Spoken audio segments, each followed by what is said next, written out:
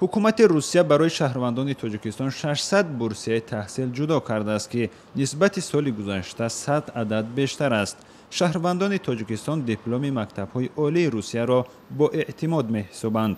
برای جوانان تاجیک 14 دانشگاه پیشنهاد شده است که در منطقه‌های گوناگون روسیه جای گیرند.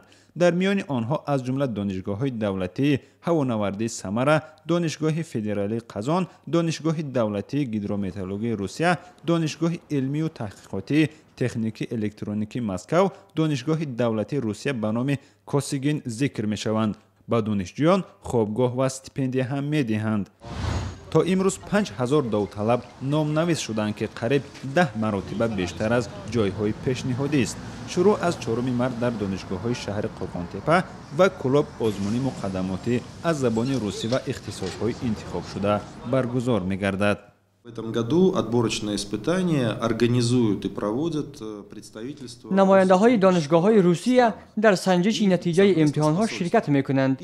این تغییرات نه تنها به تاجیکستان بلکه به بورسیه‌های تمام کشورها که روسیه جدا می‌کند دخل دارد. هدف این اقدام پیش از همه بلند برداشتن بهاگذاری به دانش داوطلبان میباشد تا که آنها آماده تحصیل در دانشگاه‌های روسیه باشند. اما در گروه کاری 5 نماینده تاجیکستان اشتراک می‌کنند. 3 تن از وزارت معارف و 2 نماینده دستگاه ریاست جمهوری. Директор международного департамента Минобра Таджикистана Мирзоев Хабибул Ухолович и также входит директор Центра международных программ Шадиев Исматулло Рахматуллоевич. با گفته مسئولان مرکز علم و فرهنگ روسیه 17 نماینده از 14 دانشگاه روسیه با هدف اشتراک در امتحان‌های قبول داوطلبان عازم تاجیکستان شدند. با قول آنها امتحان‌های قبول به دانشگاه‌های روسیه از روی بورسیه‌ها به برنامه تعلیم مکتب‌های تاجیکستان مطابق شده است. امیدجان سیف‌الدینov دانشجوی سال 4 دانشگاه ملی تاجیکستان یکی از همان 5000 داوطلب است که خواستار به دست آوردن بورسیه تحصیل روسیه است. برای آنچه من می‌خواهم در شهر یعنی فدراسیون روسیه تحصیل خود دوام دهم برای اینکه مثال هم جوان هستیم جهان بینی ما وسیع می‌شود و هم زبان‌ها را دیگر زبان‌ها را می‌تونیم که بیاموزیم و ان شاء الله می‌خواهیم که با برگردیم در تاجیکستان خودمان یعنی کار فعالیت خود دوام دهیم. دیپلمات انوشیروان زایرشاه خواننده صنف 11 از دوشنبه آرزو دارد در روسیه علم دیپلماتیا را آموزد.